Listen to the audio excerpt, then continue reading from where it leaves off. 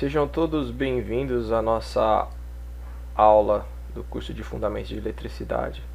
A nossa aula 1, nós hoje vamos falar sobre sistema de medida. No final dessa aula nós seremos capazes de entender e perceber a importância da notação de engenharia, avaliar a ordem das grandezas e representar medidas em notação de engenharia, e saber reconhecer e transformar as unidades básicas. Nós vamos perfazer o conteúdo descrito aqui nesses 8 itens. Primeiro nós vamos falar sobre as origens dos sistemas de medida, o Sistema Internacional de Medidas, a notação de engenharia, critérios de arredondamento, múltiplos e submúltiplos e seus prefixos. Nós vamos fazer a transformação de múltiplos e submúltiplos e vamos realizar operações aritméticas entre múltiplos e submúltiplos. No fim da apresentação, no final nós vamos fazer uma síntese de toda a apresentação. Nós vamos começar falando sobre as origens. Em primeiro lugar, a necessidade de medir é muito antiga, ela remonta à origem da sociedade, né? Então, por longos períodos de tempo, cada país, né, cada sociedade, enfim, cada nação, teve o seu próprio sistema de medida que era baseado basicamente em unidades arbitrárias, né, e que geralmente eram muito imprecisas. Então nós temos aqui alguns exemplos, né, onde era utilizado como unidade de medida o palmo, o pé, a polegada, a braça, o côvado, a jarda.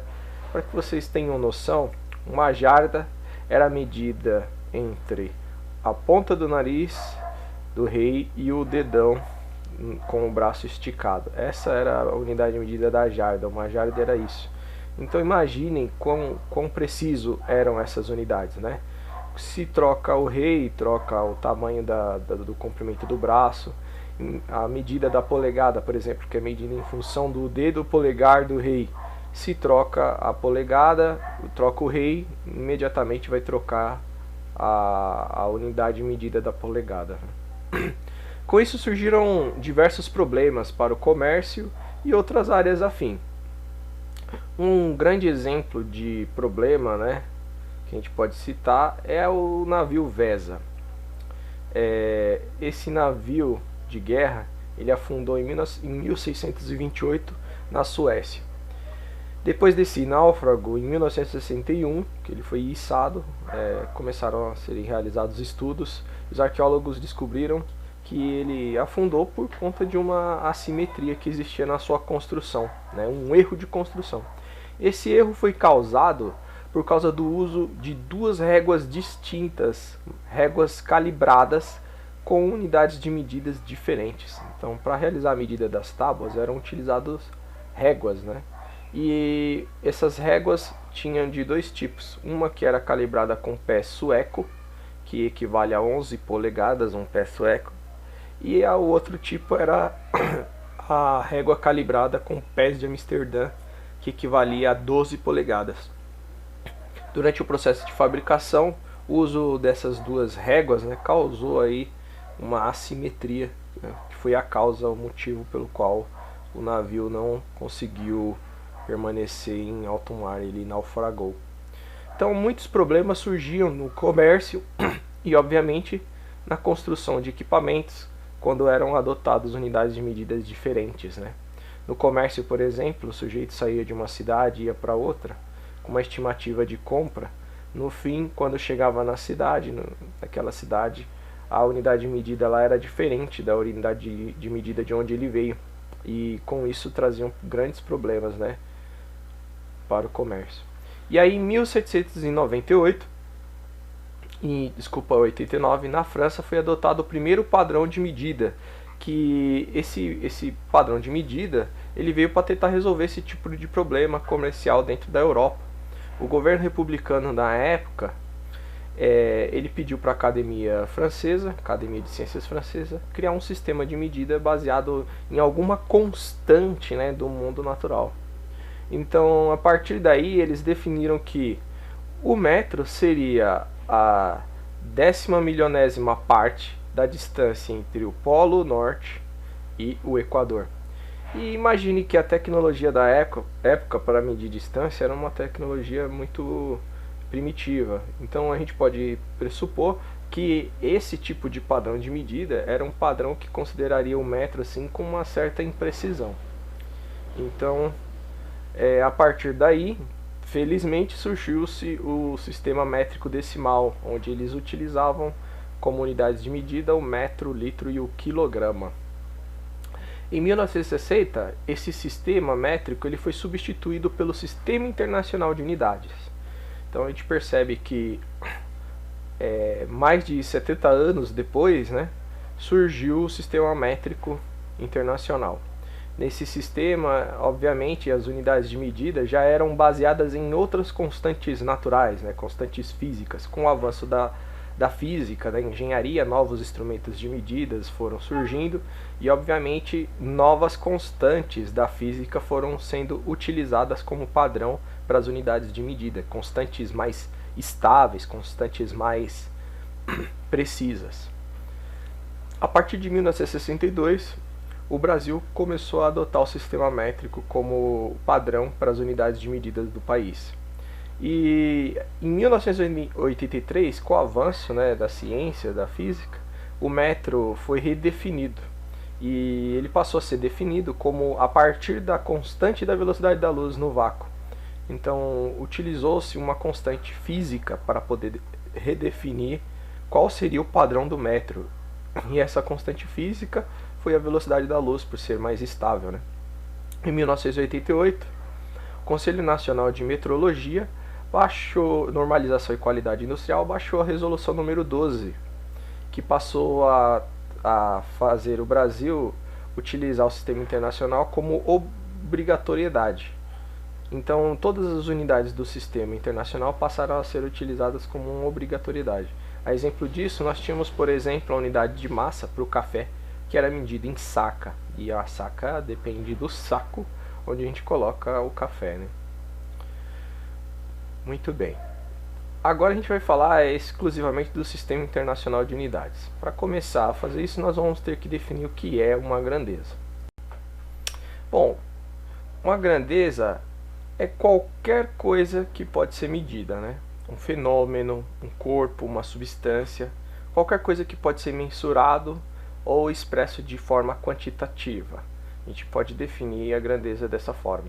Então a gente tem como exemplo grandezas a distância, a temperatura, o tempo, a massa. São tipos de grandezas, né, diferentes. As grandezas elas podem ser classificadas de dois tipos. Elas podem ser grandezas escalares, quando elas são definidas apenas por um número, né? Esse número geralmente, o número de uma grandeza é seguido pela unidade de medida, ou ele é seguido por um prefixo e unidade de medida, né? A grandeza também escalar também é tida como o módulo da informação, ou seja, uma grandeza escalar nada mais é do que o valor numérico da informação. Chamar de módulo ou valor numérico é a mesma coisa. Então nós temos aí como grandezas escalares a temperatura, o tempo e a massa, por exemplo. O outro tipo de grandeza que nós temos é a grandeza vetorial. Numa grandeza vetorial, só o valor da grandeza não é suficiente para especificar essa grandeza. Então nós temos aí outras informações. Nós vamos ter o módulo, a direção e o sentido daquela grandeza. Então, como exemplo de grandezas vetoriais, a gente vai ter a força, né? Nós aplicamos a força com um determinado módulo, ou seja, um valor, uma força, por exemplo, de 10 newtons na direção norte, no sentido do sul para o norte, por exemplo, a direção norte. Então, direção norte no sentido para o norte. Então, isso aqui é uma definição vetorial, né, de uma grandeza vetorial. A velocidade. Velocidade, nós podemos andar a 100 km por hora na direção para frente, no sentido de Guarulhos até São Paulo, por exemplo, entre uma cidade e outra. Então, a isso nós chamamos de grandeza vetorial. O campo elétrico, por exemplo, é uma grandeza vetorial. Ele tem um valor, ele tem uma dada direção e um dado sentido, né? Pode ser divergente ou convergente esse sentido. Para representar grandezas vetoriais, nós usamos um tipo de dado diferente. Nós chamamos esse dado de vetor. Então, um vetor ele é utilizado para a representação de uma grandeza vetorial. E geralmente, obviamente, um vetor ele pode ter o que a gente chama de módulo ou o valor escalar do vetor, que seria, obviamente, o valor da grandeza, né? Sem a direção e sem o sentido. Então, toda grandeza vetorial, ela tem um valor escalar. E, obviamente, toda grandeza vetorial, ela tem que ser expressa com direção e sentido. Agora, nós temos que falar o que é uma unidade, definir o que é a unidade. Bom, o que é uma unidade de medida, propriamente dito? É uma convenção que é usada para descrever a dimensão da grandeza. Essa convenção ela tem um nome para cada unidade e um símbolo associado àquele nome. Então, cada unidade vai representar uma grandeza. Então, eu tenho aqui alguns exemplos. O metro, ele é uma unidade de medida para a grandeza comprimento ou distância. O símbolo dele é o m. O grama é a unidade de medida para grandeza massa, o símbolo dele é o g. E o segundo é a unidade de medida da grandeza tempo, e o símbolo dela é o s. Nós temos aqui a seguir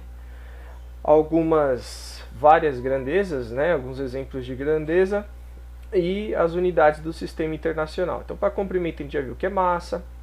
Agora, a relação metro por segundo ao quadrado é a unidade de medida da grandeza aceleração.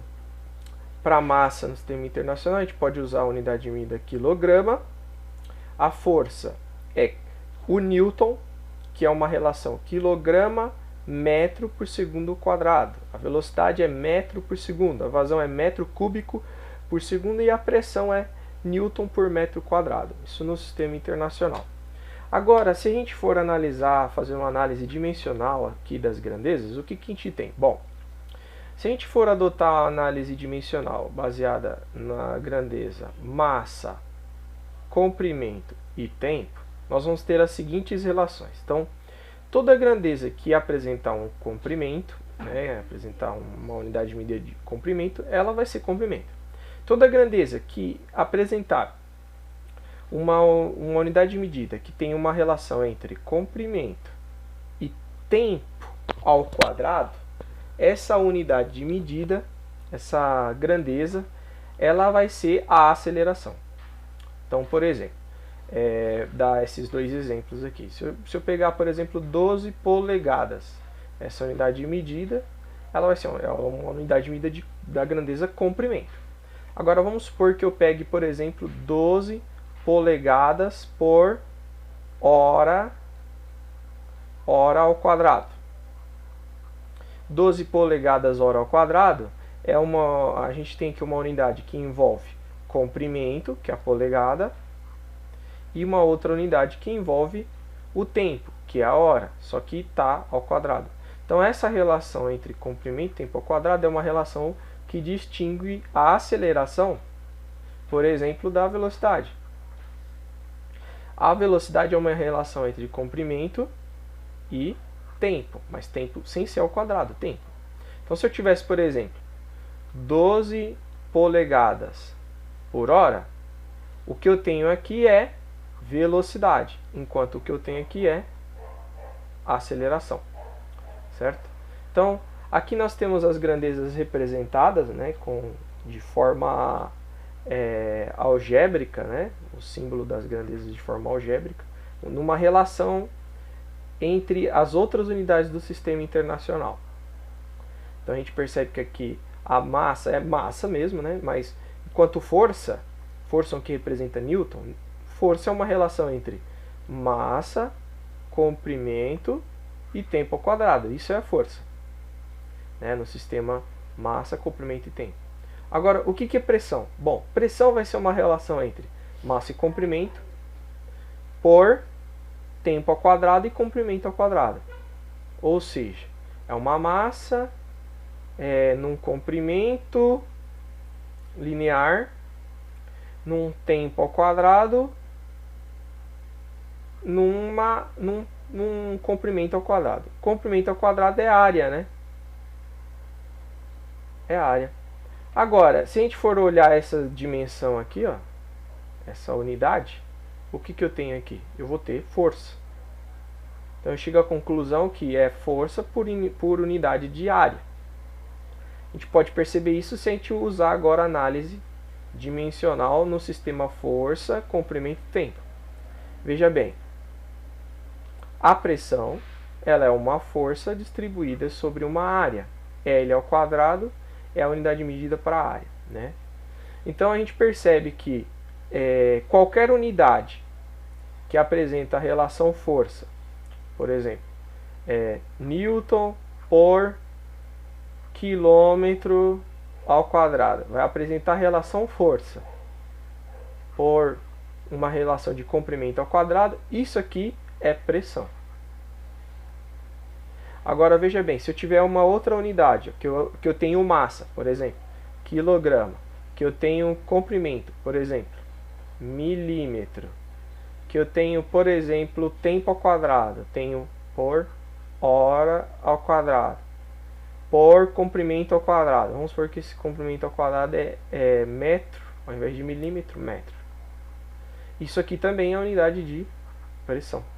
Embora é uma unidade de pressão que ela derivou das unidades do sistema internacional. Então, a partir do sistema internacional, a gente pode derivar outras unidades aqui. Ainda falando sobre o que é uma unidade de medida, tem uma curiosidade muito interessante, né? Quando uma unidade ela é escrita, a gente sabe que tem um símbolo, né, que representa a unidade. Quando esse símbolo ele é representado por uma letra maiúscula, significa que está sendo homenageado ali um cientista. No caso, por exemplo, na temperatura, que é a letra que representa a temperatura, o símbolo que representa a temperatura, né, na termodinâmica, dentro do sistema internacional, é o K, né, que representa a temperatura em graus Kelvin. A letra K maiúscula é, obviamente, uma homenagem ao cientista que trabalhou com a pesquisa da termodinâmica. Foi o primeiro barão de Kelvin de Larges. O primeiro barão de Kelvin de Larges, ele nasceu em 1824 e morreu em 1907. O codinome dele, o nome dele, na verdade, era William Thomson. Ele era um físico, matemático e engenheiro britânico. Por conta dos seus feitos, obviamente, dentro das ciências, né, da física, ele ascendeu ao grau de nobreza, né? Ele realizou várias descobertas, por isso a realeza britânica concedeu o título de primeiro barão Kelvin de Larges. E com isso a unidade de medida da temperatura passou a ser representada com a letra K de Kelvin, né? O nosso sistema internacional ele é um sistema constituído basicamente de 7 unidades. Então a gente já viu, tem o metro, o comprimento, o quilograma para massa, segundo para tempo. O ampere é para corrente elétrica, o Kelvin para temperatura, mol para quantidade de substância e candela para intensidade luminosa. Uma coisa que tem que ficar bem claro é que o sistema internacional ele está sempre em constante modificação. Então, à medida que a ciência evolui, a física evolui, os métodos de medição eles vão se tornando cada vez mais eficazes, mais eficientes. E a tecnologia ela passa a adotar, obviamente, novas constantes para usar de referência para as unidades de medida. Então, atualmente, a gente tem aí as nossas sete unidades básicas e as constantes físicas, as quais elas têm como referência. Então, a distância, por exemplo, o metro, a grandeza, comprimento, a unidade de medida metro, ela é baseada numa constante física que ela é invariável. Até o presente momento, a teoria diz que a velocidade da luz ela é invariável. Então, nós temos aqui que o metro ele é medido com base na velocidade de propagação da luz no vácuo. Já, por exemplo, a corrente elétrica ela é baseada na carga elementar do elétron, que é 1,6 vários dígitos vezes 10 a menos 18 coulomb. Então, é uma constante da física estável, que não muda. Então, com base nos avanços da tecnologia, a gente pode ter, por exemplo, que se por algum motivo aparecer uma constante mais estável, imediatamente o sistema internacional ele vai basear aquela unidade de medida nessa nova constante, tentando fazer com que as unidades de medida sejam cada vez mais precisas e mais estáveis, né? A gente tem aqui vários exemplos de unidade de grandezas, né, que são derivados do sistema internacional. Então, por exemplo, área é metro ao quadrado. Aqui a gente vai ter o nome da grandeza, o plural dela e o símbolo dela. Então aqui são várias grandezas, né? Até chegar aqui, por exemplo, em algumas grandezas elétricas, como por exemplo a resistência elétrica. No caso ela é representada com o nome ohm, o plural é ohms, e o símbolo não é uma letra. Nesse caso aqui não é uma letra do nosso alfabeto, é uma letra do alfabeto grego. A ômega, a letra ômega vai representar a grandeza ohm da resistência elétrica. Então as unidades do sistema internacional elas podem ser escritas, né, por meio dos nomes delas e obviamente pode ser representadas por símbolos. Então a unidade do comprimento a gente viu que é o metro, o símbolo é o M. A unidade da grandeza corrente elétrica é o ampere, o símbolo é o A. A unidade da resistência elétrica, da grandeza resistência elétrica, o nome é ohm, o símbolo é ômega, certo? E a unidade de área é o metro quadrado, o símbolo é metro ao quadrado. A gente pode perceber então que tem unidades com símbolos que são letras minúsculas, letras maiúsculas, letras do alfabeto grego e ainda assim uma representação aritmética, né? No caso aqui o metro ao quadrado, né? Como potência. Muito bem. Com isso agora a gente vai verificar, né, a notação de engenharia, como ela trabalha. A notação de engenharia é uma forma de representar grandezas muito grandes ou muito pequenas, né? Na representação de engenharia, nós temos aí uma forma fundamental. Nessa forma geral, a gente vai ter um número vezes uma potência de 10 e a unidade de medida representada. Né? Então, o número n ele vai ser um número real com tantas casas decimais quantas forem necessárias para representar ele. Geralmente, a potência de 10 vai ter o expoente como sendo sempre um número múltiplo de 3. E u vai ser a nossa unidade de medida. No geral, a potência de 10 ela é sempre substituída por um prefixo padronizado, né? Um múltiplo ou submúltiplo, que a gente vai ver logo na sequência. Então a gente tem aqui um exemplo, né, de um número escrito em notação de engenharia. A gente percebe que aparece logo de cara uma potência de 10 com expoente múltiplo de 3. Então nesse caso aqui a gente tem um número n, que é 231,34, vezes 10 a terceira metro.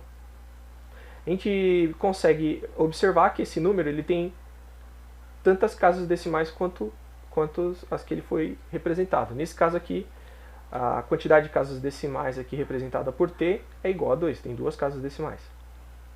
Já esse número aqui, 324,1 vezes 10 a menos 3 ampere, ele é um número com uma casa decimal. Então t aqui vale 1.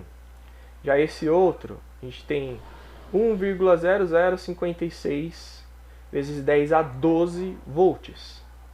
Ele tem um t aqui igual a 4, ou seja, 4 casas decimais.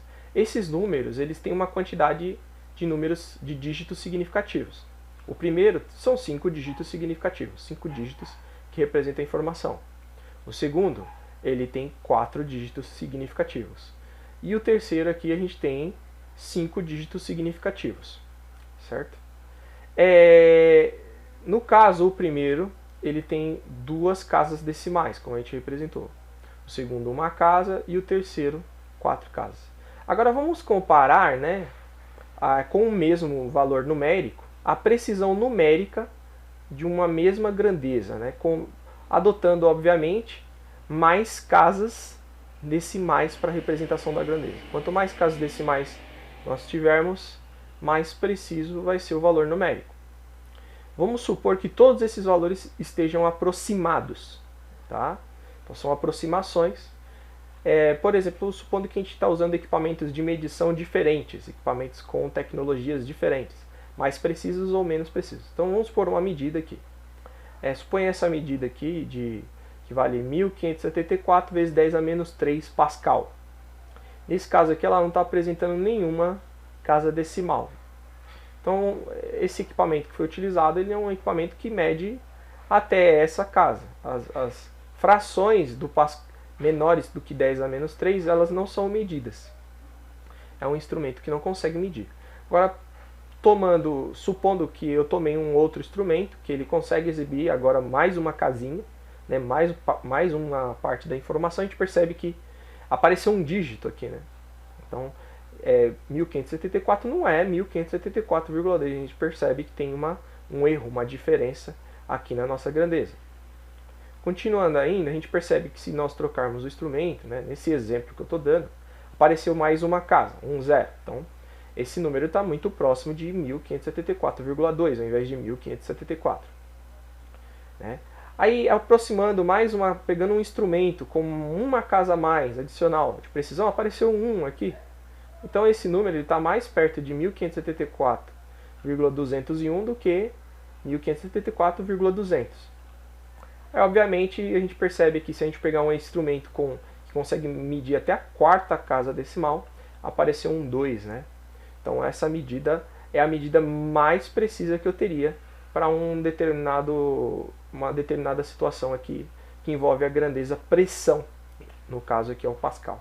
Então, quanto mais casas decimais um número tem, números aproximados, a gente pode dizer que mais preciso ele vai ser, porque mais informação a gente consegue obter daquele número. Então aqui a gente tem essa organização, do menos preciso para o mais preciso. Durante o processo de representação daquele número que a gente acabou de ver, houve alguns arredondamentos. Né?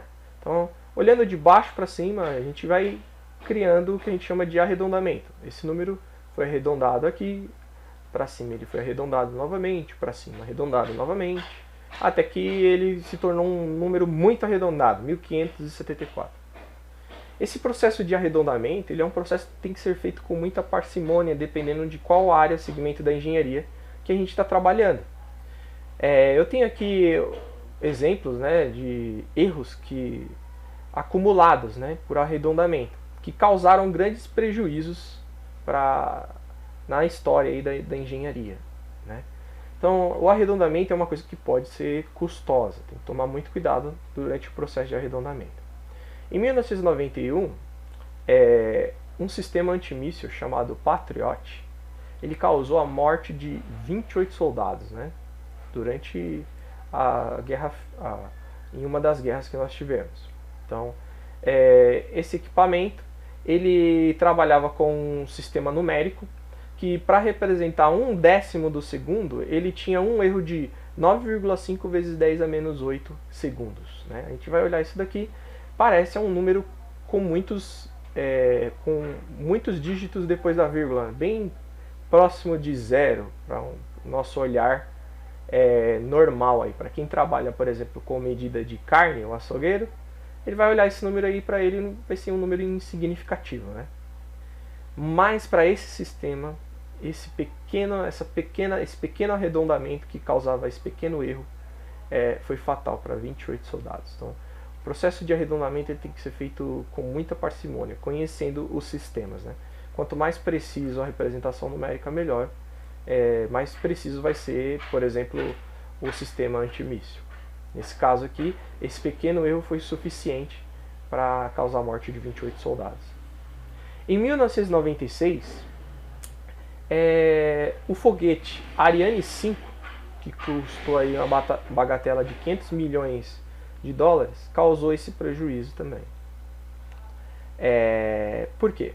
Na hora de representar a informação, o sistema ele tinha que fazer uma conversão de uma informação que ela tinha 64 bits de informação para uma outra que era de 16 bits. Basicamente, esse processo de conversão de uma quantidade grande de bits para uma quantidade menor é um processo de arredondamento. Né? E esse processo foi tão crítico que parte da informação era muito perdida. Grande parte da informação se perde. Como a gente pode observar, durante o processo de arredondamento, a gente vai perdendo essa parcela da informação que poderia ser importante para o sistema. E foi isso que aconteceu no Ariane 5. Durante o processo de arredondamento de um número representado em 64 bits para 16, perdeu-se tanta informação que o foguete foi incapaz de permanecer em sua trajetória e explodiu no ar, dando um prejuízo de 500 milhões de dólares. Então, nós vamos falar agora sobre o que são os critérios de arredondamento e como trabalhar com eles. Agora, nós vamos falar sobre os critérios de arredondamento que nós devemos utilizar para operações com números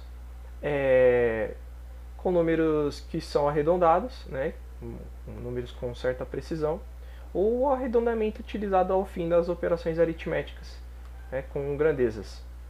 Então, o primeiro critério que a gente tem é todas as operações têm que ser realizadas com muito mais dígitos que o resultado final, geralmente o dobro da precisão. Ou seja, se eu tenho que fazer operações aritméticas com medidas, por exemplo, ou com números que têm uma determinada precisão, vamos supor que eu queira obter 4 dígitos de precisão. Então, todos os operandos da minha operação aritmética tem que ter muito mais do que 4 dígitos. Ou seja, durante o processo de arredondamento, parte da informação vai sendo perdida até que se obtenha os 4 dígitos necessários. Então, geralmente, os operandos têm que ter mais dígitos do que o resultado final, para que a gente obtenha um resultado final com aproximação bem feita. Durante o processo da multiplicação e da divisão, o que a gente faz para cada resultado parcial, né, a gente vai ter uma quantidade enorme de dígitos, supondo. Aí vamos supor que eu tenha 2 operandos, né, um com 3 dígitos significativos e outro com 5 dígitos significativos. Aí a gente vai fazer uma multiplicação, por exemplo. O resultado parcial dessa multiplicação, ela vai ter vários dígitos, né? Só que ao final da operação, o resultado com esse resultado com vários dígitos, ele vai ter que ser arredondado para uma quantidade de dígitos significativos igual à quantidade do menor operando. Que nesse caso, vamos supor, um tem 3 dígitos significativos e o outro tem 5. O meu resultado final, ele vai ter que se apresentar com uma quantidade de, no mínimo, 3 dígitos significativos. Ele não pode ter mais do que 3 dígitos significativos. Essa quantidade excedente é informação imprecisa, informação que, para nós, ela não vai trazer muito significado para o resultado numérico. No caso da multiplicação e da divisão, essa quantidade de dígitos é de dígitos significativos do número. Então não é dígitos após a vírgula, mas dígitos significativos. Então o resultado parcial ele vai ter que ter a quantidade de dígitos significativos menor ou igual à quantidade de dígitos significativos do operando com menor quantidade de dígitos significativos da operação. Então, se tem um número com 3 dígitos significativos e outro com 5, o resultado tem que ser apresentado com 3 dígitos significativos. Bom, durante o processo das operações de soma e subtração é um pouco diferente. Os resultados parciais dessas operações, elas vão se basear na quantidade de dígitos após a vírgula.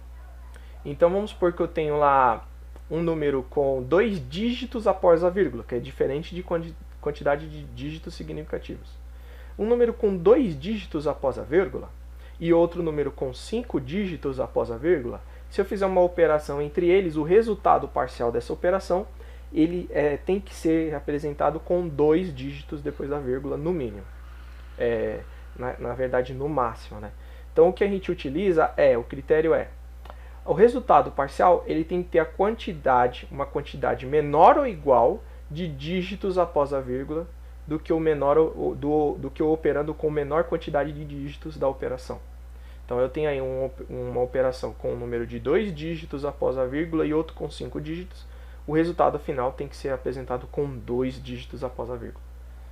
Tudo bem? E isso acontece durante o processo de soma e subtração. Muito bem. Toda vez que a gente realiza, né, por exemplo, na multiplicação, a gente adota o número com a quantidade de dígito significativo a menor dos operandos. Na soma, a gente adota a quantidade de dígitos após a vírgula, a do menor operando. A gente percebe que se o número o número da operação ele vai dar um número com mais dígitos significativos ou mais dígitos após a vírgula. Então, quando a gente realiza o processo, a gente geralmente descarta alguns dígitos, né? Então, esse descarte a gente chama de arredondamento. Existem 2 tipos de arredondamento, né? E a gente vai utilizar o arredondamento que é o arredondamento chamado de arredondamento simétrico. No arredondamento simétrico, o dígito que vai ser arredondado, o tésimo dígito que vai ser arredondado, ele tem um procedimento para realizar o arredondamento dele. Bom, a gente vai fazer o seguinte, vai tomar aquele dígito, vai verificar o número imediatamente à direita dele, né? Se o número imediatamente à direita for maior ou igual a 5, a gente vai fazer com que o nosso dígito que nós estamos avaliando, ele seja elevado em 1. Então vamos supor que eu tenho o número 3, esse número aqui, por exemplo. O número 0,35. E eu quero arredondar esse número. Eu vou olhar o número imediatamente à direita dele. Bom, vou olhar aqui, deu o número imediatamente à direita é 5. Então, esse número arredondado em uma casa decimal, ele vai ficar com 0,4. Eu elevo ele um acima. Agora, vamos supor que o número à direita dele era 3. Supondo. O que vai acontecer? Aí cai na regra de baixo. Na regra de baixo ele faz o seguinte. Se o dígito à direita dele for menor que 5, vou manter o dígito. Então vou olhar aqui, olhei à direita, vou verificar se eu vou arredondar esse. Bom, o número à direita, ele é menor que 5, então eu só vou copiá-lo. Copiar esse número aqui. Supor que aqui fosse 2, por exemplo. Então ficaria 3. Se fosse 1, ficaria 3. Se fosse 0, permaneceria em 3. Tudo bem? Então vamos ver como é que a gente aplica isso na prática. Vamos supor então uma operação aritmética aí, que tem uma multiplicação e uma soma. Para a gente ver essas regras funcionando. No momento eu vou considerar que todos esses números são exatos. Se todos os números são exatos, a máquina que vai ser utilizada para a realização do cálculo é que vai definir a precisão numérica. Então eu vou considerar que eu tenho uma máquina que vai executar esses cálculos aqui e ela tem a precisão infinita, ou seja, vai apresentar o resultado exato das operações, tá bom? Sem perda de informação. Então, a primeira operação que eu vou executar é a de multiplicação. O resultado exato dessa multiplicação aí, se eu fizesse no papel, daria esse número abaixo. Então, agora que eu fiz a multiplicação, o que eu vou fazer? Eu vou fazer a operação de soma. Então eu vou realizar a operação de soma entre esses dois números agora e eu obtenho o resultado exato dessa expressão aritmética. Esse daqui seria o resultado exato dessa expressão. Agora vamos supor que todos esses números são números aproximados, né? Então são números que já passaram por algum processo de arredondamento ou que vieram de um ensaio, que foram medidos com instrumentos que têm precisão finita, ou que o equipamento que eu vou utilizar para a realização dessas operações tem precisão finita. E esses números são representados com precisão finita. Tudo bem? Eles não são números exatos. Então veja bem, eu tomei os mesmos números, só que agora eu considero que eles não sejam exatos, eles são aproximados. O primeiro processo que eu vou realizar é o da multiplicação. Então eu vou fazer aqui o processo da multiplicação, eu vou obter um número exato, perfeito? Agora eu vou analisar. Se há uma multiplicação, então eu vou verificar qual dos dois operandos dessa multiplicação é o operando com menor quantidade de dígitos significativos, não dígitos após a vírgula. Nesse caso, o operando da esquerda aqui, ele tem 6 dígitos significativos. Olha, tem 1, 2, 3, 4, 5, 6 dígitos significativos. Ele tem 5 dígitos após a vírgula e ele é um número de 6 dígitos significativos. O que significa? Significa que o meu número aqui abaixo ele vai ter que ser arredondado. Então ele vai ter que ter, no máximo, 6 dígitos significativos. Como que eu vou fazer isso? Bom, eu vou olhar aqui até a representação numérica com 6 dígitos significativos. Eu olhei aqui, ó, o sexto dígito significativo é esse 1 aqui, né?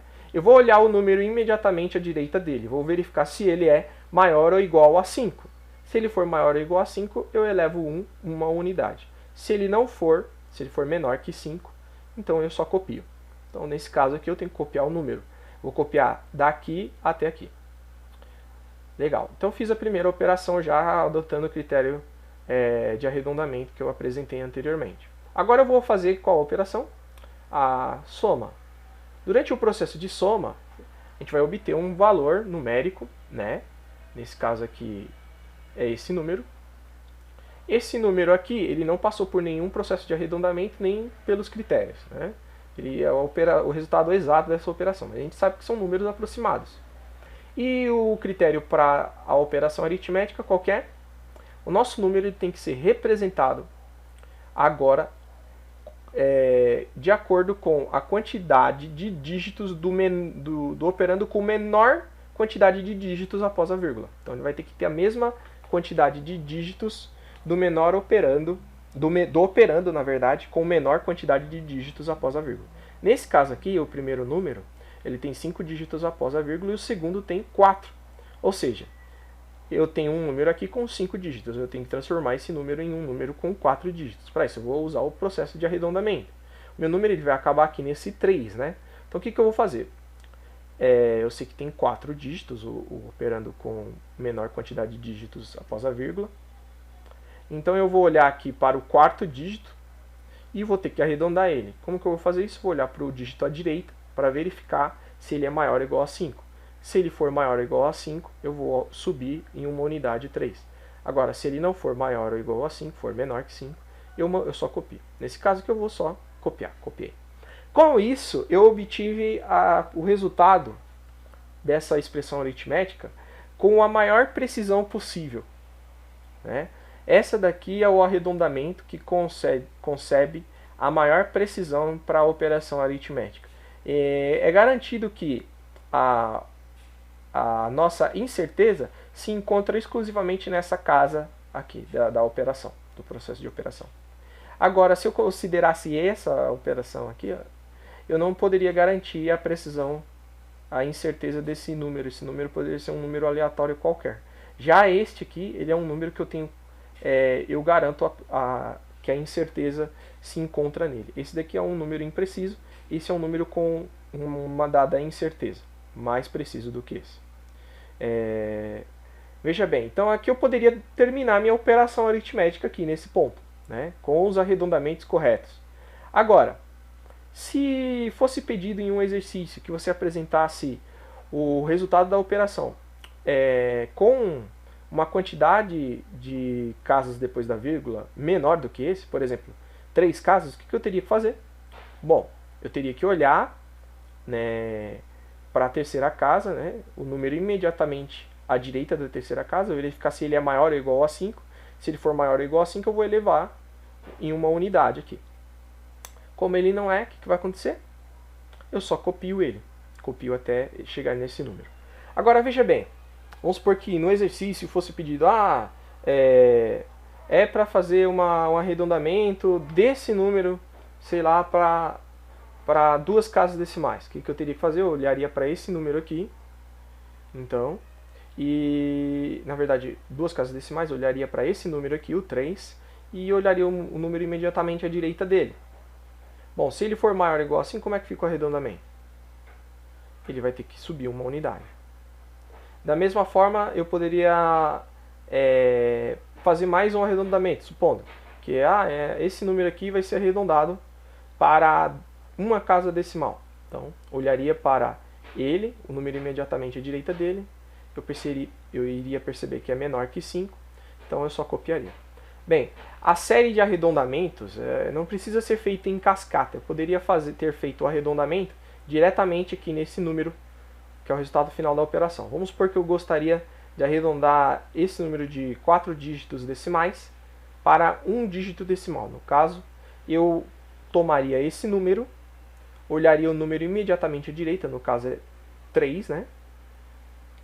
Eu verificaria que esse número aqui ele é menor do que 5, ou seja, eu já copiaria direto para 1,2. Eu não preciso sair fazendo arredondamentos, né, da direita para a esquerda até chegar no valor numérico que eu quero. Não há essa necessidade. Eu olho para casa, eu já tenho o número com a precisão que eu preciso, então eu vou olhar para o número imediatamente à direita daquela casa que eu quero arredondar e faço o arredondamento. Então a gente poderia ter parado a nossa operação aqui, né? Eu fiz essas outras operações só para demonstrar como ficaria, né? Pois nenhuma das outras operações acima houve um arredondamento para cima. Apenas daqui para cá que houve um arredondamento. Então, o meu intuito didático era só mostrar a diferença, né? Quando o número ele é maior do que 5 ou quando o número é menor do que 5. Tudo bem? Por isso que eu dei prosseguimento aqui para vocês verem. Mas veja bem, esse número aqui, ele é um resultado muito mais preciso do que o número abaixo. Esse último número, 1,2. Ou seja, eu literalmente perdi essa informação aqui, né? 373. E nesse número aqui, a incerteza do valor numérico se encontra em 3.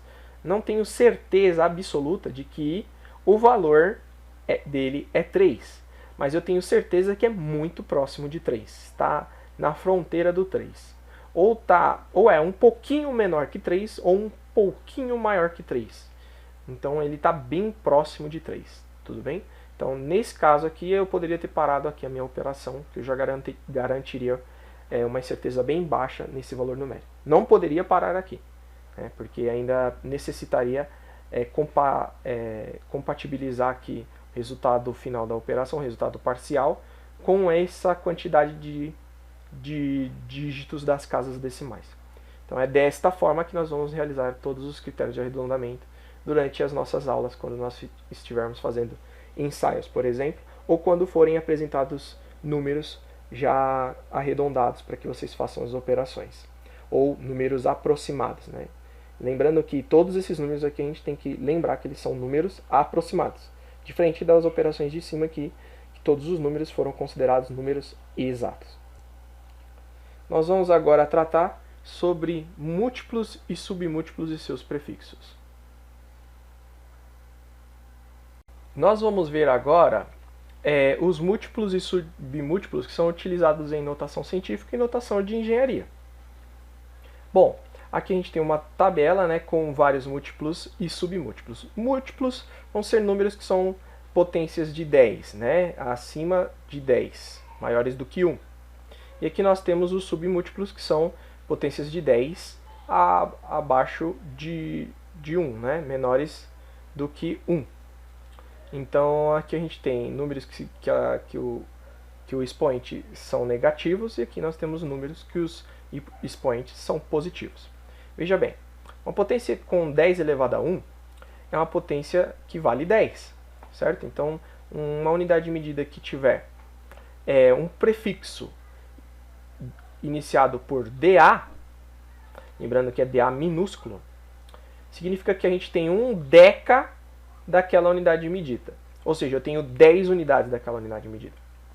Se eu tiver um hecto, um H daquela quantidade de energia, um hecto, significa que eu tenho 100 unidades daquela unidade de medida.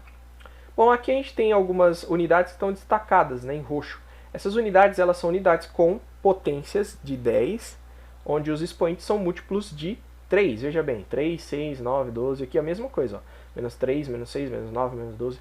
É porque esses múltiplos e submúltiplos, né, das grandezas, eles são os submúltiplos e múltiplos usados em engenharia. Então a gente vai ter aqui o quilo, K minúsculo, porque K maiúsculo é usado para a grandeza de temperatura, né, a unidade de medida de Kelvin, então a gente usa K minúsculo, não pode esquecer. A gente vai ter aqui que 1 quilograma significa que a gente vai ter 10 a terceira grama, significa que a gente vai ter 1000 gramas. 1 quilograma é 1000 gramas. 1 megagrama, por exemplo, se existisse isso, ou então, por exemplo, 1 megavolt, significa que a gente vai ter 1 vezes 10 a sexta volt, ou seja, 1 milhão de volts, e assim sucessivamente. No entanto, aqui nos submúltiplos, a gente vai ter as grandezas que são com potências negativas, né? E são múltiplos de 3 também. O que a gente tem, por exemplo, 0,001 ampere significa que nós temos 1 vezes 10 a menos 3 ampere. 1 vezes 10 a menos 3 ampere é a mesma coisa que termos 1 miliampere. Então aqui a gente tem M minúsculo, a letra grega para representar o micro, a letra Mi representa o micro, que é 10 a menos 6, o nano, com a letra N minúsculo, representa 10 a menos 9, e o pico, que representa 10 a menos 12, a letra P minúsculo, tudo bem? Como que a gente, então, faz para a gente representar, ter uma notação correta das grandezas? Existe uma forma da gente escrever, né, a notação correta. Então vamos supor aqui que a gente tenha uma grandeza que não é do sistema com notação de engenharia, no caso aqui. A gente tem aqui 240,2 centímetros. A gente vai colocar o valor numérico, um espaço entre o valor numérico e a grandeza, sempre vai ter que existir. A grandeza ela pode ou não vir com um prefixo. Nesse caso aqui o prefixo é o cent, né? Nesse exemplo, centímetro. O que é um centímetro? Um centímetro é a centésima parte do metro. Ou seja, é 0,01 metro. Certo? Pega 1 metro e divide em 100. 1 centímetro, ou centímetro, é a centésima parte do metro. Como eu tenho 240,2 centésimas partes do metro, significa que eu tenho 200 centésimos. Né? Se eu tenho 1 centésimo, é a centésima parte. Se eu tenho 100 centésimos, eu tenho 100 partes que foram divididas 100 centésimos de parte. Ou seja, eu tenho um inteiro. Nesse caso aqui eu tenho 2 inteiros, ou seja, eu tenho 2 metros e 40. Né? 2,402 metros. 2,402 metros. Que equivale a 240,2 centímetros. Então a gente tem aqui o prefixo acompanhando a unidade sem espaço. Agora para uma outra grandeza, né? Por exemplo, o grau Celsius. A gente percebe que o grau Celsius ele é um símbolo composto, né? Tem uma bolinha aqui do grau e a letra C maiúscula. O valor numérico ele tem que ser separado da grandeza composta aqui por 2 símbolos, por um espaço. Entre os símbolos não há espaço algum, tudo bem? Agora, como que representa a grandeza do tempo? A forma correta de representação da grandeza do tempo é essa daqui. A gente coloca o valor numérico da hora, 8 vai colocar o espaço, depois a letra H de hora, depois coloca outro espaço, o valor da quantidade de minutos, outro espaço, a grandeza minuto, é a unidade minuto, desculpa, outro espaço, o valor numérico da quantidade de segundos, outro espaço, o símbolo da unidade de tempo, né, do segundo. Então eu tenho que colocar um espaço entre cada unidade aqui expressa na unidade de tempo, na grandeza de tempo. Vamos dar alguns exemplos aqui de notação de engenharia. Vamos supor então que eu tenho 13,9 megawatt. 13,9 megawatt, a gente está vendo a letra M maiúscula que representa 10 a sexta. 13,9 megawatt é equivalente a ter 13,9 vezes 10 a 6 watt. Ou seja, 10 a sexta é um número que começa com 1 e tem 6 zeros. Então vai ser 13,9 vezes 1, 6 zeros. 6 zeros aqui, 1 e 6 zeros significa que isso é um número 1 milhão. Então eu vou ter 13,9 vezes 1 milhão. 13,9 vezes 1 milhão são 13,9 milhões, 13 milhões e 900 mil watts. Então quando eu tiver o M maiúsculo acompanhado do watt, eu sei que esse M representa 10 a sexta. Agora quando aparecer o M minúsculo, por exemplo, 13,9 M minúsculo volt, significa que eu tenho 13,9 milivolt. O mili representa a potência 10 a menos 3. Então eu vou ter 13,9 vezes 10 a menos 3 volt. O que é 10 elevado a menos 3? 10 elevado a menos 3 é a mesma coisa que dividir um número, multiplicar por 10 a menos 3 é a mesma coisa que pegar esse número e dividir por 1 com 3 zeros. É uma divisão. Então é a mesma coisa que eu pegar o 13,9 e dividir por 1000. 13,9 dividido por 1000 é esse valor numérico aqui, ó, 0,0139. Ou seja, eu vou deslocar essa vírgula 3 vezes para a esquerda. Desloquei uma vez, vai ficar 1,39. Desloquei uma segunda vez, vai ficar 0,139. Desloquei uma terceira vez, vamos lá. Desloquei uma vez, vai ficar 1,39. Primeira vez que eu desloquei. A segunda vez, ele vai ficar na frente do 1. Então eu tenho que acrescentar um zero aqui. Essa foi a segunda vez. A terceira vez, ele vai ficar aqui na frente do zero. Então, o número era assim. Vou colocar a vírgula, tiro a vírgula daqui, posiciono ela aqui. O que eu tenho que fazer? Colocar o zero à esquerda. Então, eu vou ter esse valor numérico aqui, né? 0,0139 para representar. Agora, quando for micro, por exemplo, 13,9 microamperes, supondo. 13,9 microamperes é a mesma coisa que 13,9 vezes o micro representa a potência 10 a menos 6. Então é 13,9 vezes 10 a menos 6 ampere. Ou seja, pegar o valor 13,9 e dividir por o número 1 com 6 zeros. Então aqui eu tenho 6 zeros. Ou seja, dividir por 1 milhão. Ao dividir por 1 milhão, eu vou fazer o quê? Deslocar essa vírgula 6 casas para a esquerda. Então, deslocando a vírgula com 6 casas para a esquerda, vai acontecer o seguinte. A vírgula vem para cá uma vez. A vírgula veio para cá a segunda vez. Faltam 4 vezes, né? Então, eu acrescento 4 zeros e acrescento 0, na frente. Então, daqui para cá eu tenho o número 0,0000139 ampere. Muito bem. Agora, como que a gente faz para realizar a transformação de múltiplo e submúltiplo e vice-versa? A gente vai verificar isso agora. Bom, para a realização da transformação de múltiplos em submúltiplos, o que a gente pode fazer? A gente pode partir do método das potências. O primeiro método que a gente tem é o método das potências. Então a gente vai utilizar a multiplicação. Vamos supor que eu queira converter 4 kJ em uma quantidade que eu ainda vou descobrir de milijoules. Então vou converter o quilo em mili. Então eu vou estar andando daqui desta casa, né, até chegar nesta. Vamos ver qual é a quantidade de zeros que eu vou ter aqui, né? Então aqui eu tenho, vamos supor que eu tenha um valor de 1 kJ, por exemplo. 1 kJ é igual a 1000 joules. Aqui a gente tem a nossa unidade de medida. Agora, 1 kJ, ele também vai ser igual a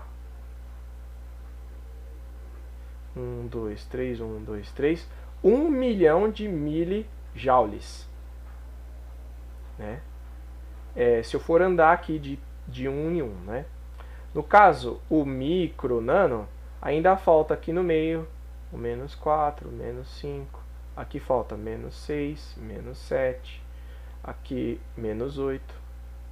Opa, menos 7, menos 8. Aqui falta menos 10, menos 11. Né? Então, entre essas duas aqui, a gente ainda tem 2 zeros, né? Separando eles. Então, nesse caso aqui, a gente percebe que eu tenho 3 zeros, 2 zeros, 1 zero, 0 zeros, 1 zero à esquerda, 2 zeros à esquerda, 3 zeros à esquerda. Então, nesse caso aqui, tá mais fácil, né, da gente fazer a conversão. Bom, a gente vai usar esse princípio, né, de acrescentar zeros, tirar zeros dos números. Então, vamos lá. Para começar, então, a gente vai primeiro encontrar o valor da grandeza na dimensão da unidade de medida. Então, a gente tem aqui que 4 kJ é o quê? Então, 4 kJ é 4 vezes o quilo, representa 10 à terceira. Então, é 4 vezes 10 à terceira joule. Então, 4 vezes 10 à terceira, né? 3 zeros vão ser acrescentados aqui. Então, a gente vai ter 4 kJ. É igual a 4.000 joules. Ou seja, se eu tiver com 4 nessa casinha, eu tenho 4.000 joules. Perfeito? Ótimo. Agora, a gente vai pegar a nossa unidade e vai converter para o submúltiplo. Então, eu tenho aqui 4 kJ, que é igual a 4.000 joules, né? E para andar daqui até chegar no milli, a gente vai ter que acrescentar agora 3 zeros, né? Veja bem, por quê? Porque 1 milijoule,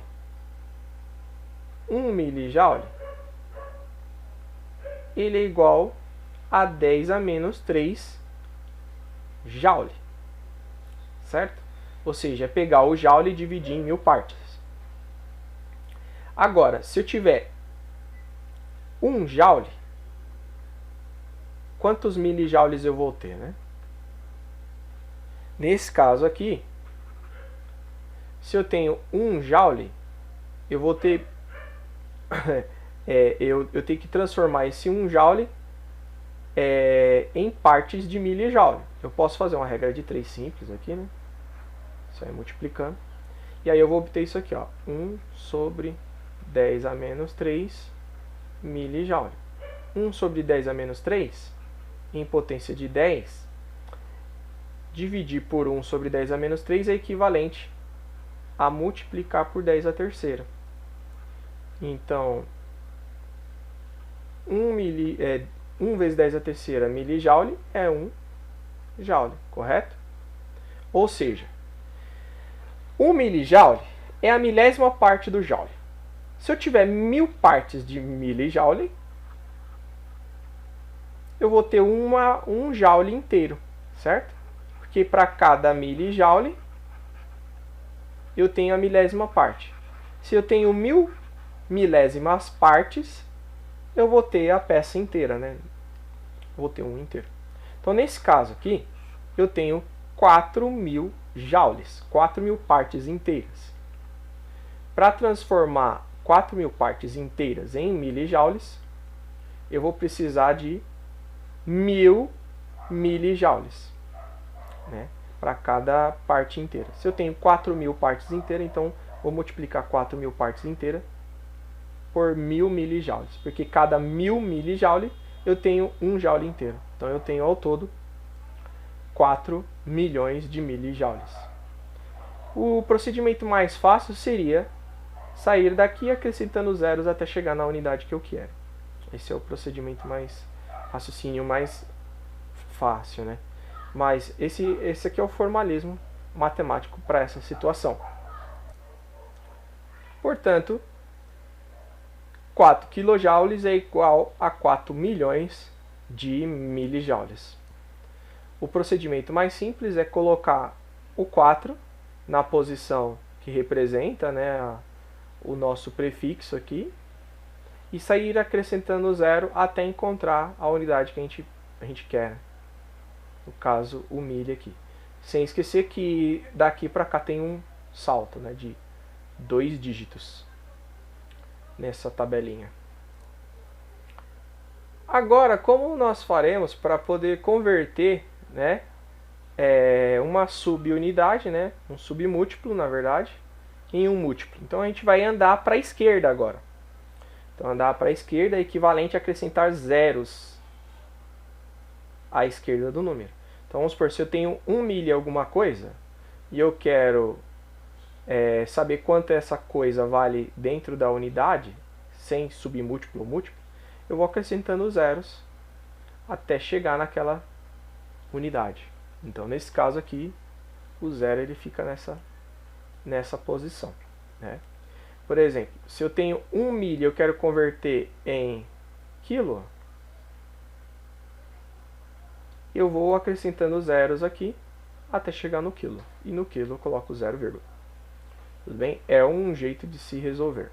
Mas vamos partir agora da solução usando o método da divisão. A princípio, para converter do múltiplo para o submúltiplo, eu vou multiplicando, né, valores grandes. Agora, do submúltiplo para o múltiplo, eu vou dividindo, certo? Então, é o segundo método das potências que a gente vai usar. Vamos supor que eu queira converter 8,3 microcoulomb para quilocoulomb. Então, eu sei que microcoulomb está aqui. Então, eu tenho 8,3 microcoulomb. Se eu vou converter para quilocoulomb, eu sei que aqui no meio entre mili e micro, faltou o menos 4 e o menos 5. Então, eu tenho 2 zeros. 1, 2. Se fosse para chegar no mili, eu teria isso. 8,3 microcoulomb seria 0,0083 milicoulomb. Certo? Se eu continuar andando para cá, eu vou colocando zeros, né?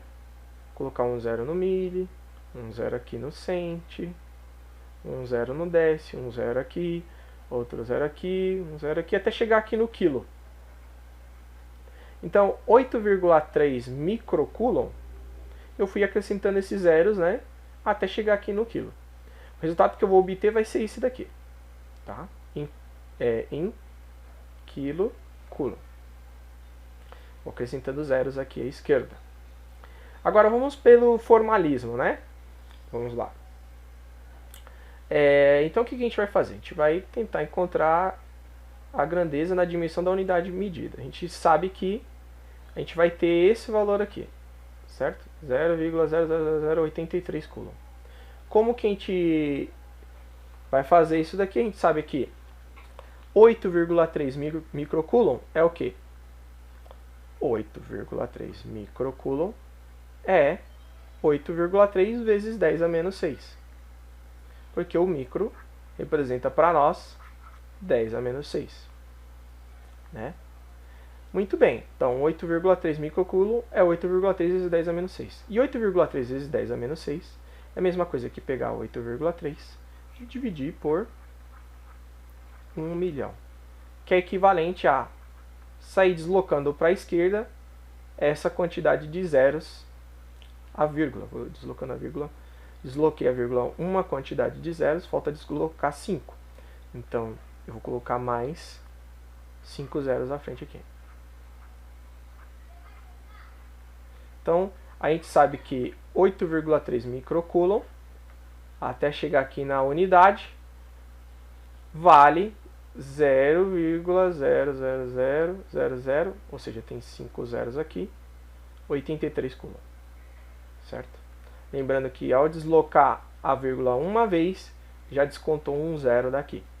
Certo? Ou seja, se eram 6, agora a gente vai ter que acrescentar 5 zeros à frente. Tudo bem? Veja bem, então a gente tem aqui 8,3 vezes 10 a menos 6 microcoulombs para chegar aqui na unidade. Agora a gente vai continuar se deslocando para a esquerda. Eu vou me deslocar quantos zeros? Eu cheguei até aqui, né? Vou deslocar 1, 2, 3. 10 é a terceira. O que eu vou fazer? Eu vou dividir novamente por mais 1000. Né? Então, para sair daqui e chegar na unidade, eu dividi por 1 milhão. Para sair da unidade e chegar no quilo, eu divido mais uma vez por 1000. Então está aqui a outra divisão. Né? Então eu tenho 8,3 vezes 10 a menos 6 vezes 10 a menos 3. Toda vez que eu me desloco para cá, eu vou acrescentando zeros à esquerda. Acrescentar zeros à esquerda é a mesma coisa que multiplicar por 10 elevado a menos a quantidade de zeros que eu vou deslocar ainda mais. Legal. Então eu vou ter que a nossa quantidade, né, 0,083 coulombs é igual a isso aqui, quilocoulombs, que é igual a 8,3 vezes 10 a 9. Por quê? 10 elevado a menos 6 vezes 10 elevado a menos 3, no processo de multiplicação a gente soma os expoentes. Então vai ficar 8,3 vezes 10 a menos 9 quilocoulomb. Ou seja, 8,3 microcoulomb é igual a gente tem aqui 8 zeros, 83 quilocoulomb. Né? 8 zeros, por que 8 zeros? Porque nós temos que deslocar a vírgula uma vez aqui e já desconta uma unidade desse 9 aqui. Pode virar 8. E aí sobram 8 zeros. Correto? Então vamos ver se é 8 zeros. 1, 2, 3, 4, 5, 6, 7, 8 zeros. Ou seja, 8,3 microcoulomb está aqui, né? 8,3. Tem os dois zeros entre micro e milli. 1, 2. Tem o zero do milli. Aí vai seguindo a sequência de zeros. Até chegar no quilo. Vamos ver quantos zeros deu. 1, 2, 3, 4, 5, 6, 7, 8. 8 zeros. A gente apaga essa vírgula. Isso aqui em quilocoulomb. Tudo bem? Bom, agora nós vamos trabalhar com outro método. Mas antes, vamos retomar aqui novamente. Então eu tenho 8,3 microcoulomb. Então 8,3 microcoulomb é 8,3 vezes 10 a menos 6 coulomb. Então eu cheguei aqui na unidade. Agora eu vou ter que me deslocar para a esquerda 3 casas, né? Então na unidade eu vou me deslocar 3 casas para a esquerda.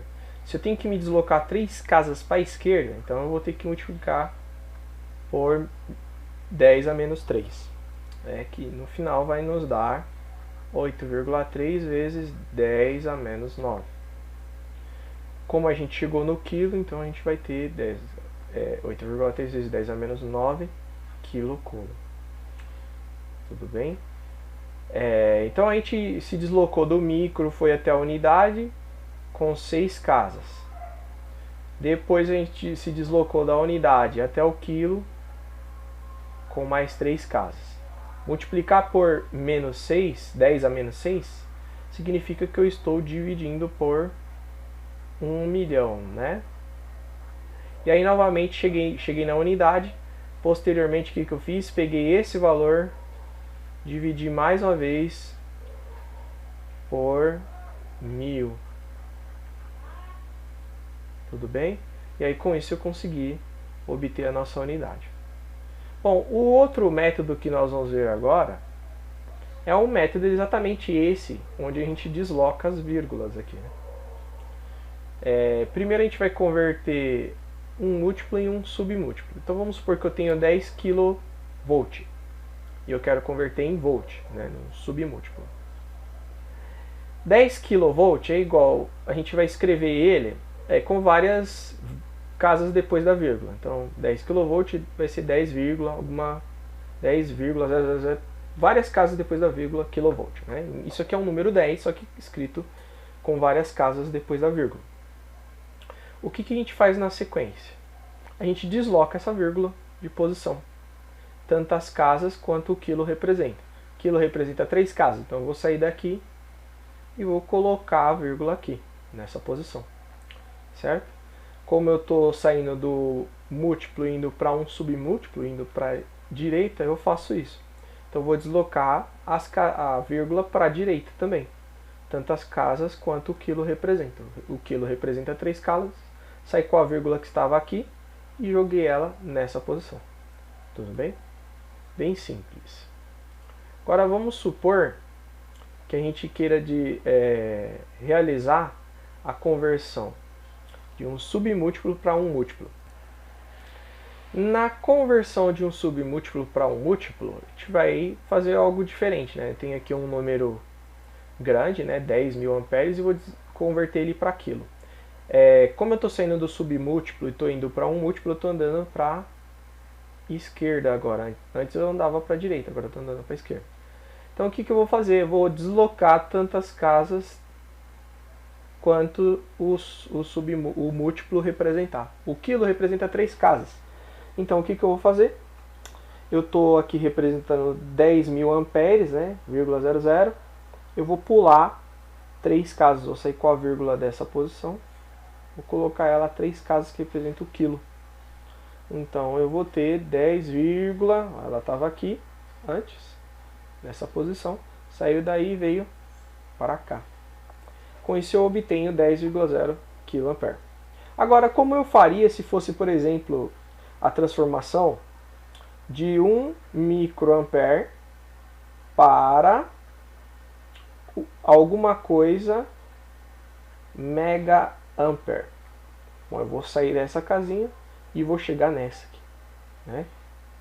Muito bem. Vamos usar aqui essa régua. Então eu estou com 1 miliampere, ele está aqui. 1 microampere, desculpa. Vou sair dessa casinha para aquela. Então eu estou aqui com 1. Eu vou andar 2 casas aqui, porque entre micro e mili tem 2 zeros. Cheguei aqui no mili. Eu vou acrescentando zeros até chegar no mega. Então, acrescento mais um zero, mais um, outro zero aqui, outro, mais um. Entre quilo e mega ainda está faltando 2 casinhas e vou acrescentar 2 zeros. Até chegar no mega. Aqui a casinha do mega, coloco vírgula. Tudo bem? Ou seja, 1 microampere deslocando zeros à esquerda aqui vai ser igual a 0, quantas casas eu tenho aqui? 1, 2, 3, 4, 5, 6, desculpa, 0, não. É igual a 1 vezes Quantas casas eu me desloquei? 1, 2, 3, 4, 5, 6, 7, 8, 9, 10, 11, 12. 12 casas, né? Vezes 10 a menos 12 mega ampere. Tudo bem? Então o 1 está nessa posição, ele deslocou 12 casas para a direita. Vamos ver? 1, 2, 3, 4, 5, 6, 7, 8, 9, 10, 11, 12. Ele está na 12ª casa. Daqui do mega até o milho. Bom, com isso a gente concluiu as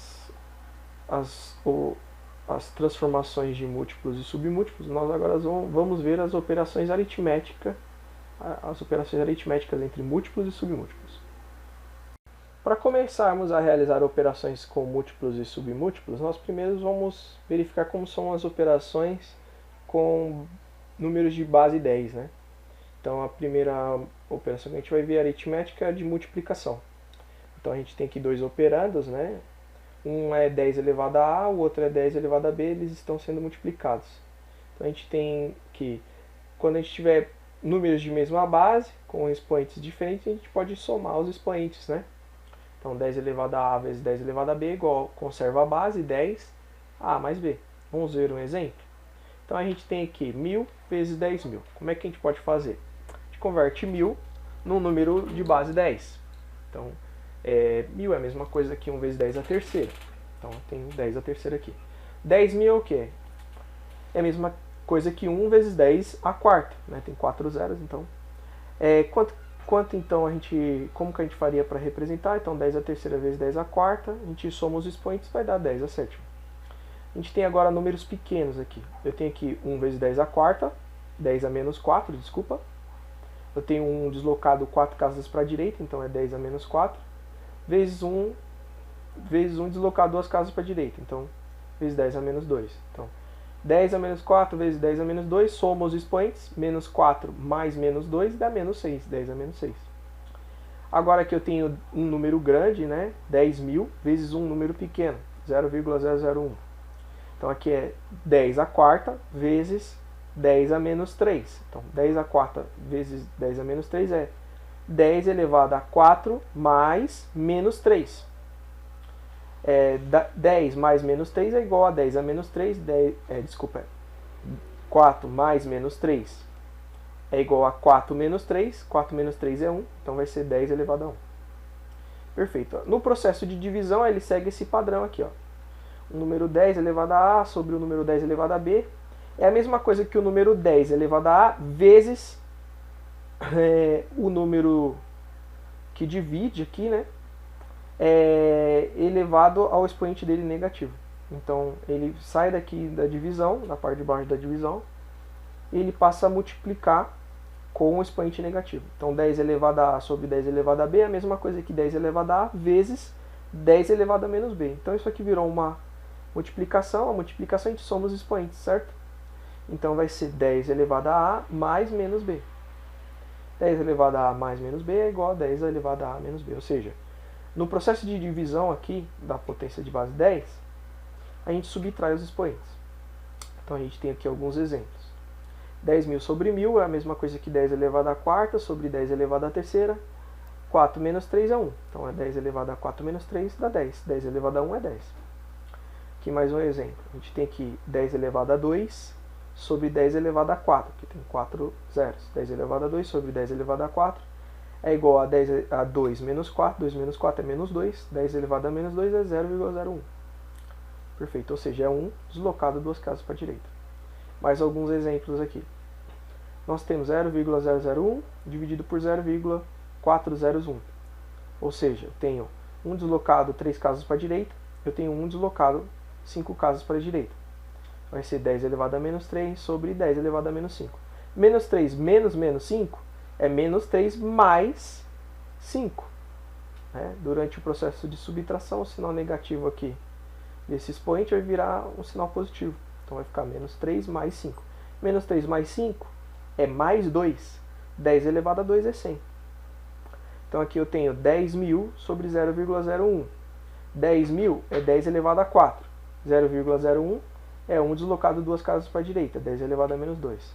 10 elevado a 4 sobre 10 elevado a menos 2 é 10 elevado a 4, que vai ser 4 menos 2. 4 menos 2 é 4 mais 2.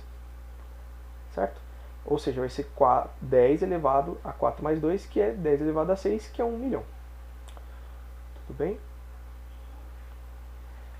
Agora, como que a gente faz para representar um número qualquer em potência de 10? Né? Número qualquer em potência de 10 vai ser um número n qualquer vezes 10 elevado a um expoente. Sempre vai ter essa configuração.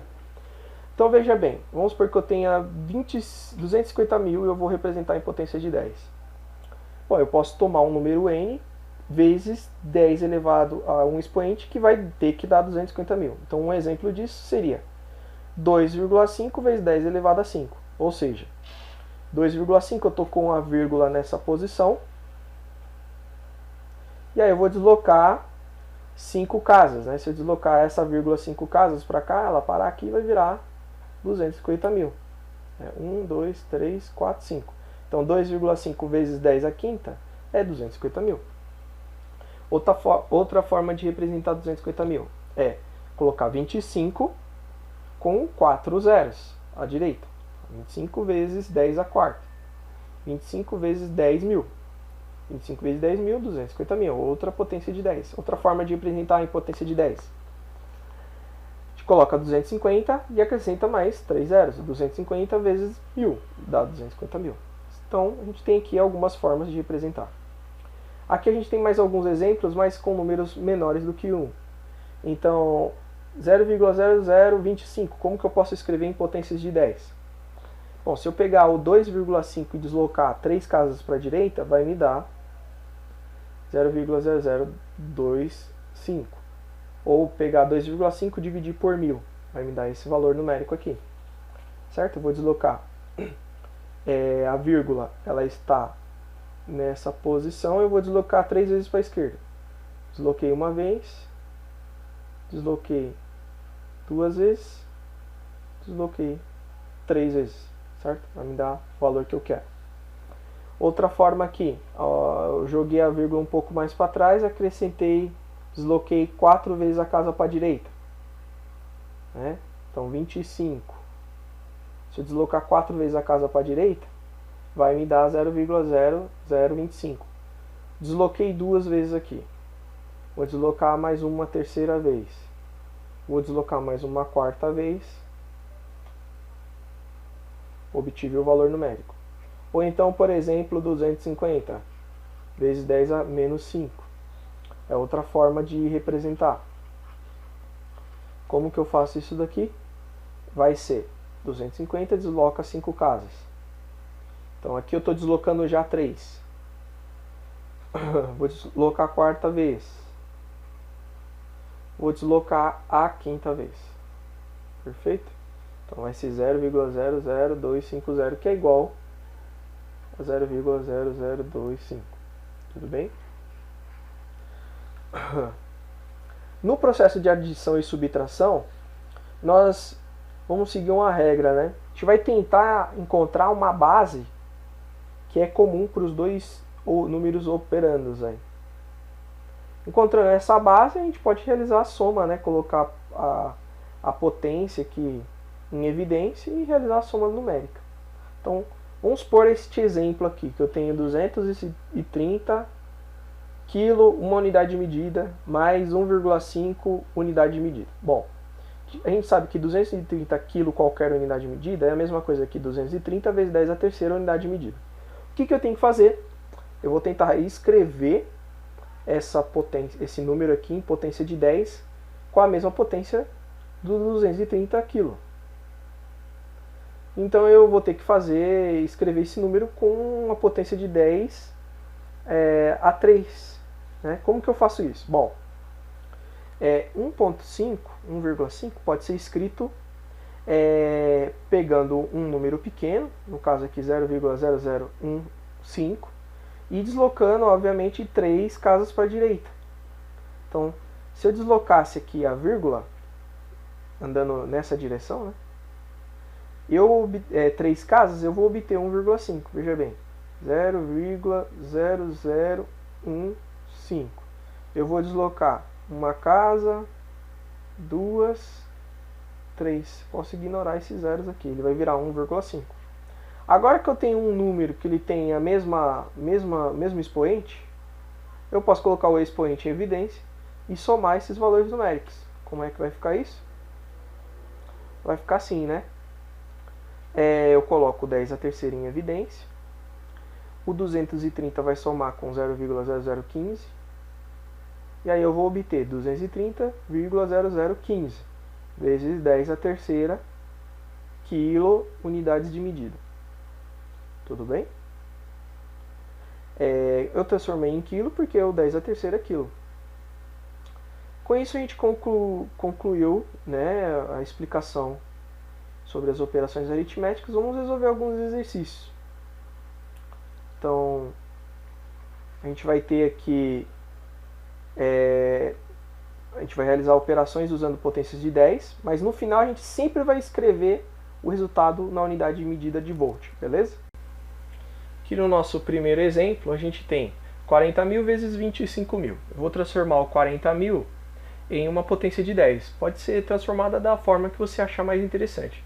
Eu achei mais interessante transformar 40.000 em 4 vezes 10 a quarta. 25.000 eu transformei em 25 vezes 10 a terceira.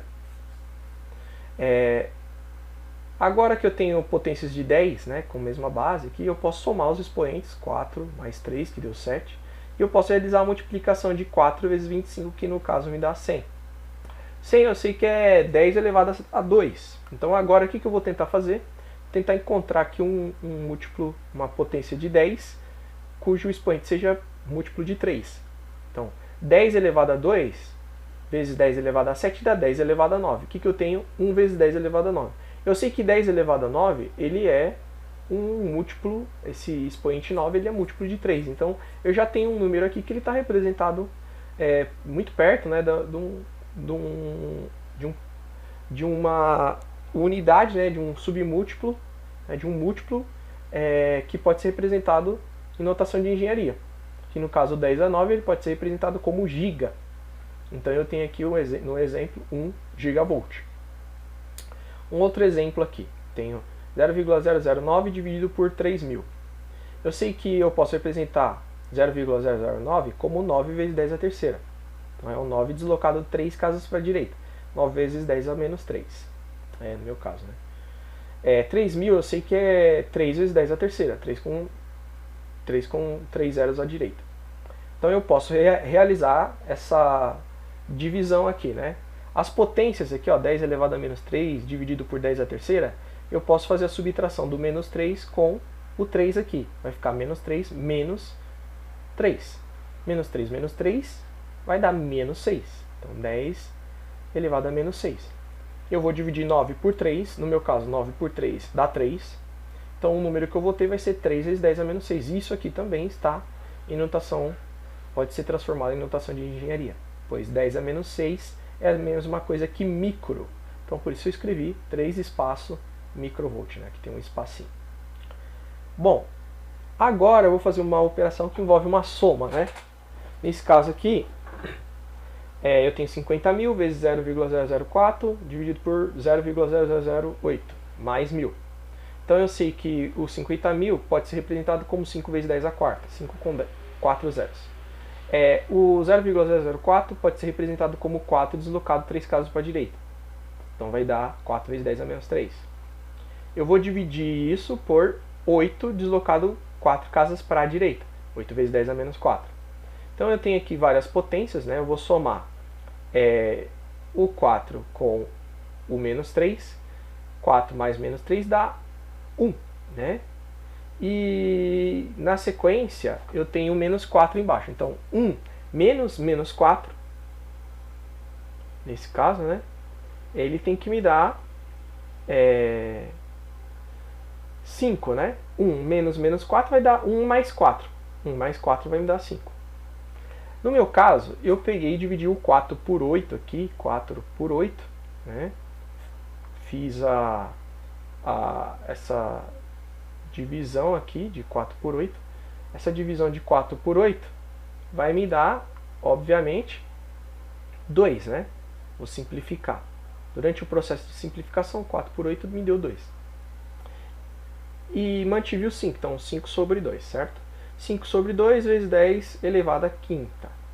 O que eu fiz com o meu valor numérico 1000? 1000 eu converti na potência de base 10, né? 1 vezes 10 à terceira é 1000.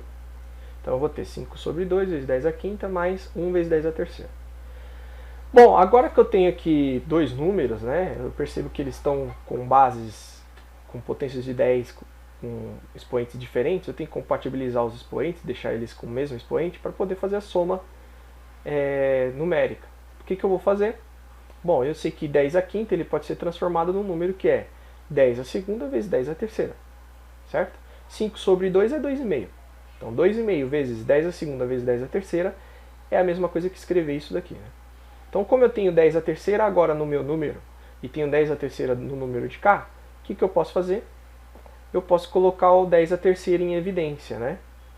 Como que eu faria isso? Bom, 2,5 vezes 10 a 2 é a mesma coisa que 2,5 vezes 100, que é 250. 250 vezes 10 à terceira, mais 1 vezes 10 à terceira. O que eu faço? Coloco o 10 à terceira em evidência e somo os números. 250 mais 1 dá 251 vezes 10 à terceira. Eu sei que 10 à terceira ele pode ser escrito em notação de engenharia, né? Utilizando o prefixo quilo. Então eu tenho aqui no caso 251 kV. Tudo bem? A mesma coisa eu vou fazer aqui agora nesse exercício de baixo. Vamos lá. Eu tenho 1, 2, 3, 4, 5, 6, 2,2 milhões e 200 mil alguma coisa vezes 0,04 dividido por 0,005 vezes 0,2. Menos 1, 2, 3, 4, 5, 6, menos 1 milhão. Então aqui é 2 milhões e 200 mil e aqui é 1 milhão. Vamos lá. Esse número aqui ele é acompanhado de 1, 2, 3, 4, 5 zeros. 22 vezes 10 elevado à quinta. Esse número é um 4 deslocado 2 casas para a direita. 4 vezes 10 a menos 2. O número de baixo é 5 deslocado 3 casas para a direita. 5 vezes 10 a 3 casas à direita. 5 vezes 10 a menos 3. Esse é o 2 deslocado uma casa. 2 vezes 10 a menos 1. Então aqui embaixo eu posso já somar, né, os expoentes. Menos 3 mais menos 4 dá menos 4. E em cima eu posso somar também. 5 mais menos 2 dá menos 3. 5 mais menos 2 dá menos 3. Opa, 5 mais menos 2 dá 3. Né? Que é 5 menos 2. Embaixo, menos 3 mais menos 1 dá menos 4. Então eu tenho aqui 4 vezes 22 dá 88. Então a potência em cima deu 10 à terceira. Que 5 mais menos 2, 10 à terceira. Embaixo, 5 vezes 2 dá 10. Menos 3 mais menos 1 dá menos 4. Então vai 10 vezes 10 a menos 4. O meu 1 milhão aqui foi transformado em 1 vezes 10 a menos 6. Então aqui eu tenho 1 vezes 10 a menos 6. O que eu tenho que resolver agora? Bom, agora que eu tenho essa etapa, eu vou fazer a subtração desses expoentes aqui, né? Então vai ficar assim. 3, em primeiro lugar eu posso transformar 10 vezes 10 a menos 4 em... Eu tenho 1 aqui em cima desse 10, né? Então vai ficar 1 menos 4. 1 menos 4 é menos 3. Então 3 mais menos 3, desculpa, 3 menos menos 3, no caso o resultado desse expoente aqui embaixo vai dar menos 3, né?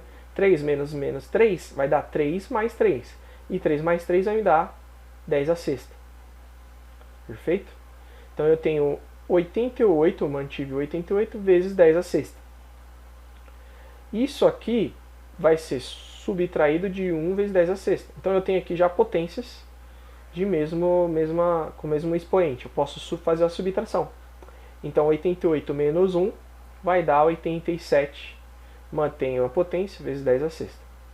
Eu sei que 10 à sexta ele pode ser substituído por um prefixo da notação de engenharia, que é o mega. Então eu vou ter aqui 87 megavolts. Tudo bem? Lembrando que eu só posso fazer essa subtração ou a soma se as potências forem iguais. Se tiver expoentes diferentes, não vale. Tudo bem? Então, é isso aí. Por fim, então, o que a gente aprendeu conclusões que a gente chega, que o sistema de medida adotado pelo Brasil é o Sistema Internacional de Unidades, que as unidades bases de medida são 7, né, que a gente viu, metro, quilograma, segunda, ampere, kelvin, mol, candela. A gente viu que a notação de engenharia auxilia na representação de números muito grandes ou muito pequenos, utilizando a base 10. Nós vimos ainda na notação de engenharia que usamos a base 10 com potências múltiplas de 3. A gente viu que a base 10 da notação científica ela pode ser substituída por prefixos de múltiplos e submúltiplos, né? Cent, mili, deca, hecto, e por aí vai. E a gente viu que na conversão de um valor representado por um múltiplo para um submúltiplo, a gente utiliza-se do processo de multiplicação. Na conversão inversa, a gente vai utilizar o processo da divisão. A gente poderia concluir muito mais coisas, né, sobre o processo de arredondamento, que segue critérios, que arredondamentos têm que ser feitos de forma muito criteriosa, para que a gente não cause imprecisão nos resultados e, consequentemente, o acúmulo de erros que podem dar grandes prejuízos dentro do ramo da engenharia. Com isso a gente conclui a aula de hoje e fica para vocês fazerem as atividades da aula, que vão estar expostas no Moodle. Até logo, pessoal!